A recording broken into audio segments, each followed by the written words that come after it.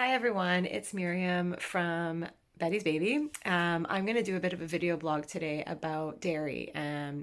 I stopped having dairy in 2014. Now we're in 2021, so I can't believe that it's almost been five. It's been about 5 years where I haven't had any dairy.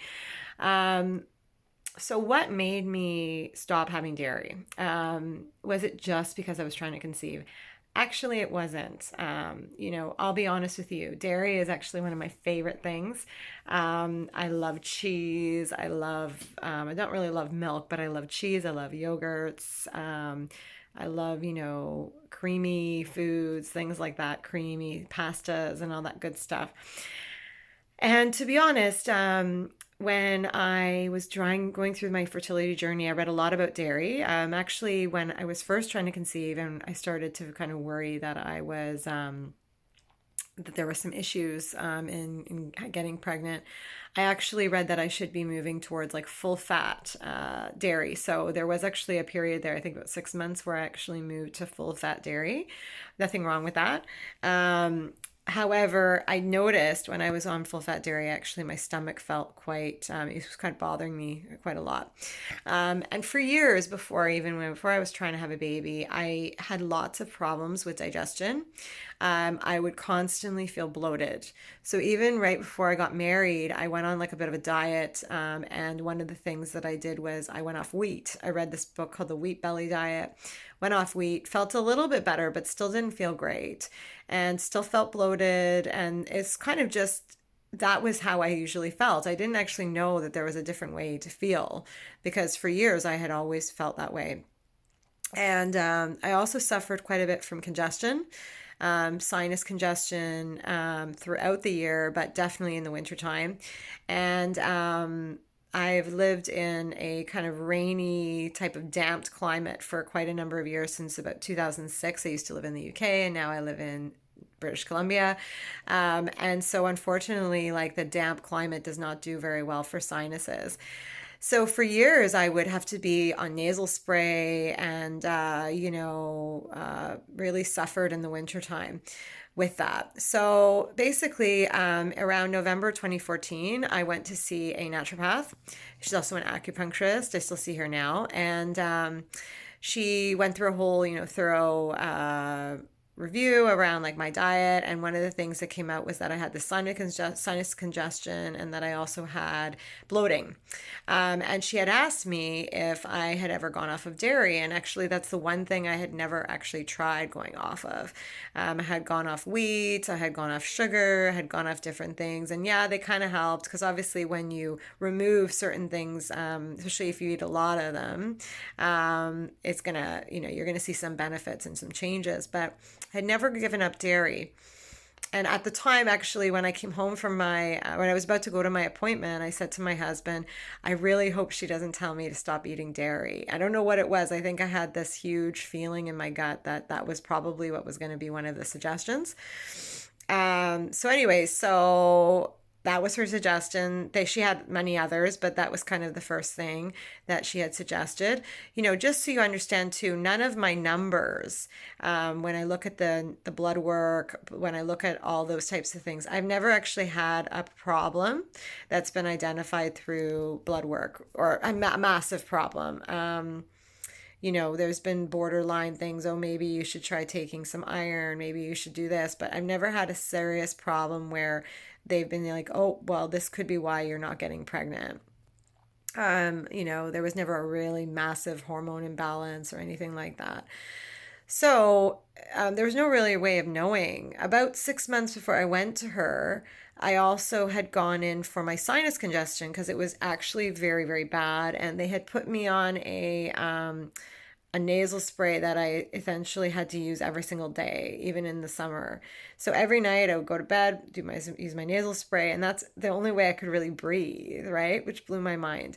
So and upset me because you don't want to feel like that's kind of you feel like, well, what's the issue here? There must be some issue, but you're only being told to do this to kind of resolve it, but you're not actually being given anything to resolve the root cause. So, anyways, I was very reluctant to go off dairy. So, even though the naturopath had told me that she recommended it, I remember I didn't want to do it. So, at this time, I had given up a lot for because we were trying for a baby. I had stopped drinking coffee. I had stopped drinking any type of alcohol. I had changed my diet. It felt like I was changing everything. And I didn't really buy into the whole idea that I needed to give up dairy because I had had it my whole life. So, anyways, so the only thing that kind of put me over the edge was about a week after I went to see her, I got a bit of a cold. And I was coughing, and I was, I couldn't breathe very well, and sneezing all the time. And I really wanted to get rid of this cold. So I remember Googling fastest way to get rid of a cough or fastest way to get rid of a common cold. And one of the things that came up was to take away dairy. So it was like I felt like there was some sign that I needed to do this. So essentially, I decided, okay, I'm going to just do it. I'm going to give up dairy. So I gave up dairy and I'm never going back. I'll tell you why. It's not because, a few months later I conceived our daughter. And, I don't necessarily think that I got pregnant because I gave up dairy. I think it's a combination of a number of things that I did. I think that's usually how it works. But what I do feel that it did was it changed my overall health and wellness because I gave up the dairy and then all of a sudden I noticed that my cold pretty much went away. Like it was as if like all the inflammation, there was a lot of inflammation in my sinus cavity. It was like it just disappeared really very quickly.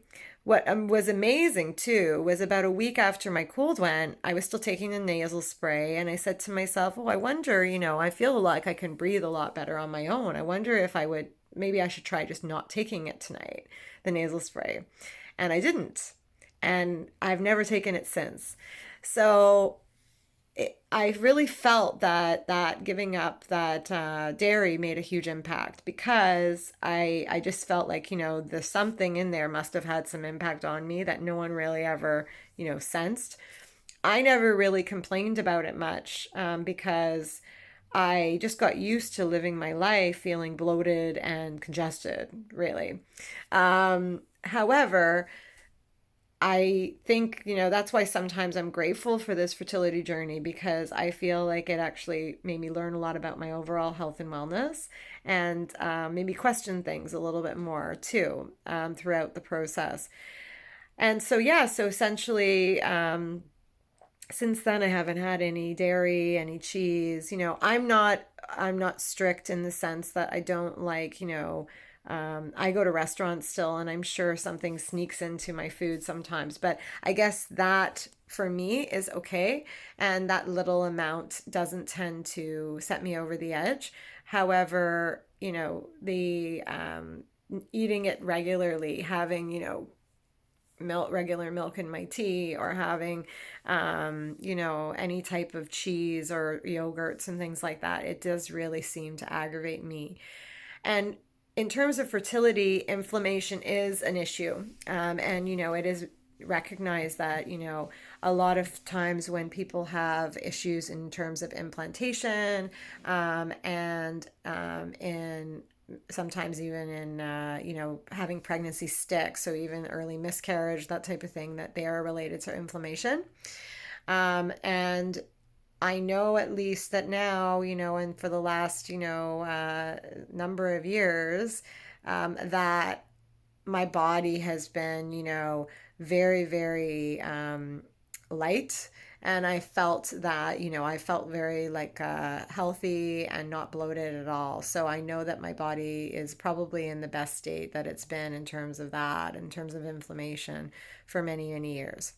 So what am I trying to say to you? I'm not trying to say give up dairy, don't eat it. What I guess I'm trying to say is just to be maybe open and, and to listen to your body and also to, if you feel, if you're not feeling well in certain parts of your life or in certain parts of your health, that could have an impact on your fertility, and that it's important when we look at fertility, not just to look at the one thing, it's actually to look at everything to identify different things. And that's why a lot of the time I really appreciate the approach of the traditional Chinese medicine, because when you look at traditional Chinese medicine and naturopathic medicine, they are usually trying to look at your body in a holistic way, in an overall way, not just looking at your reproductive organs, and how they're functioning.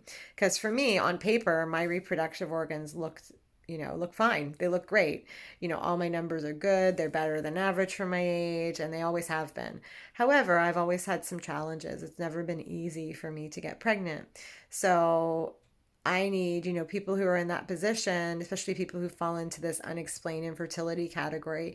We do have to work harder a little bit to get our bodies in the best state so that we have a better chance of things working out the way we want them to be. And it's not a bad thing, because I'll tell you what, I'm in my early 40s now, and I have more energy now than I used to. I feel better and I look better, right? My whole body feels like it's less bloated, and I feel good.